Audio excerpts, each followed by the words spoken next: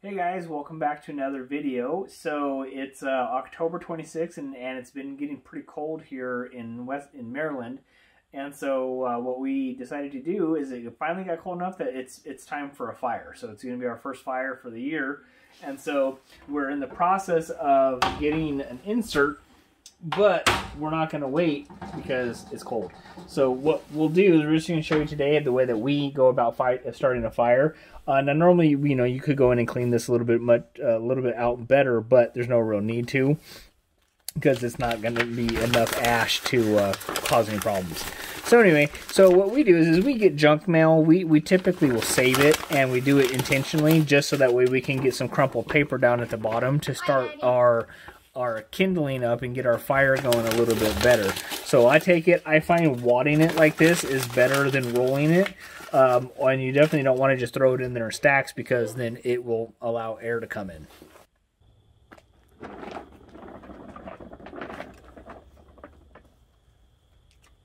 Chập đàn thì hai băng ơn ngày ní cứ chia ngày đâu cái hào giấy đợt ốc nó không té đầm bay ơi cầm ai để chẹp bếch.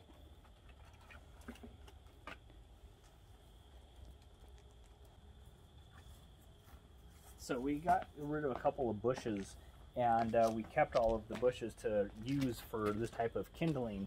And so this stuff is not completely dried out yet, but it will still definitely do the job. All right, so I'm just gonna set this stuff right on top. And then the next step will be to get some of the bigger firewood to go on top of that. Tích ớt đốt phơn cho cà nó không té ngày nè để chết cho ấp.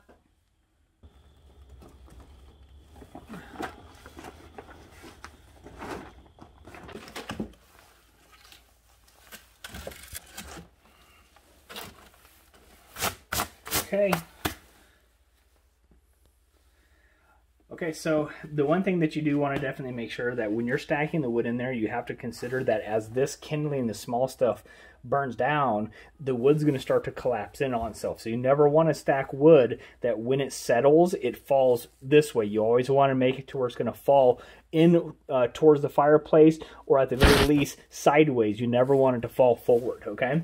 So now that those are there, the last thing that we need to do is we need to make sure that our dampener is open. So when you have what goes up your chimney is called your flue, okay?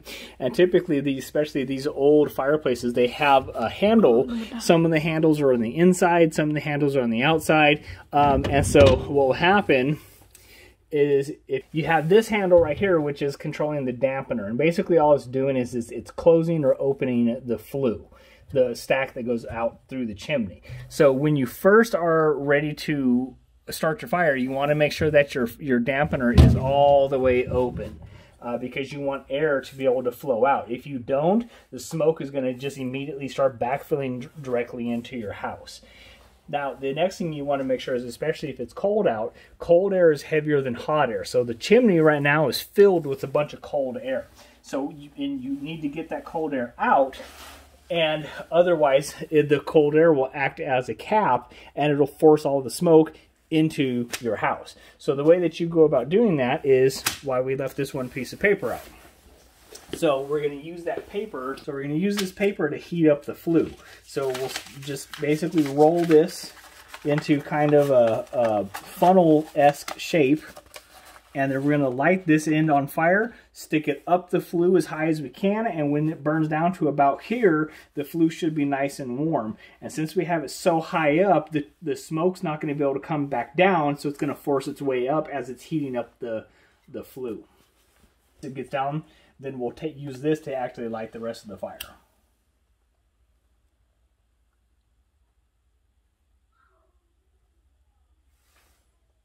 So we just get that going, and then we'll stick it up into the flue.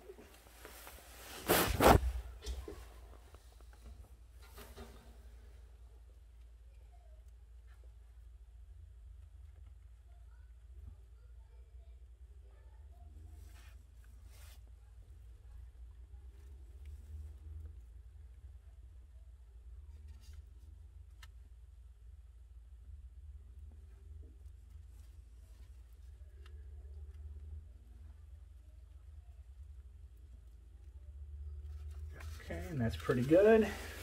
So we'll bring it down and then just shove it down. Oh, I put it out, but that's okay. So we'll shove it down with normally the rest of the paper. In this case, since I accidentally smothered it, we'll have to light the paper back up, but that's okay.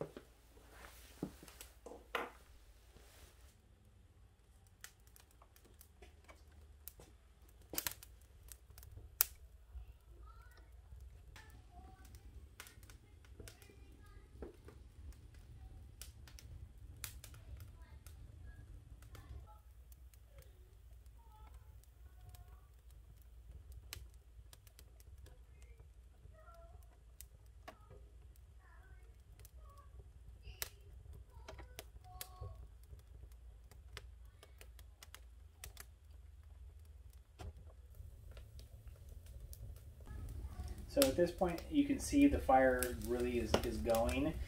So you can, if you have this type of setup, you can close your ash guard or your spark guard. Basically, it's up to you. If I'm going to be in the room until it gets really going, I typically will leave this open, just so that way I can make adjustments as I need to. And even though you wouldn't think it, because this is an open grate, this actually blocks a lot of the heat that the fire produces.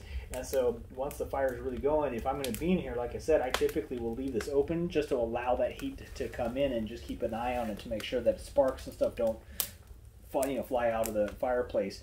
So definitely, you never ever want to do anything unsafe with the fire.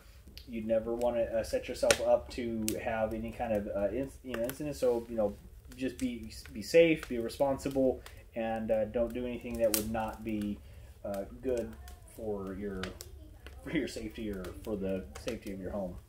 I want to mention too is, so once the fire really gets going and you have a decent bed of coals, again, most of the heat is going to go out the chimney. So one of the ways that you will help not lose a lot of heat is that same dampener starts to get closed. Now you don't want to close it all the way, because if you do, then the smoke has nowhere to go. So where is it going to go? Out the front and into your house. So you want to close it about 50 to 60%, and you're going to learn your fireplaces and which is a good amount to close it. So because what that's going to do is that's going to help slow down how fast the wood is burning, and that's going to create a barrier. Instead of in the front, it's going to create a barrier towards the top, help returning that heat back into the firebox and then out into the room. So once we get everything going really good, like I said, when you have a nice hot bed of coals, you don't have to worry about your fire going out. We'll close the dampener about 50 to 60% of the way, and then that way that'll help force all that heat out.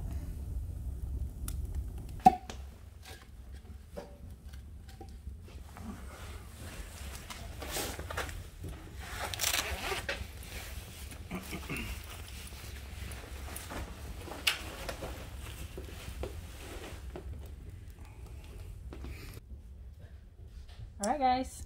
Alright, so like I said, that's how we start a fire. I'm sure there's lots of other really good methods out there as well. But if you enjoy this video, please consider subscribing to our channel. Please smash that like button for us to help support our channel, and post comments, because that's another way that you can help support our channel and help it grow. So as always, thank you again. Thank you for your support. Don't forget to like, share, and subscribe. See you next time. Lihay, akan charan.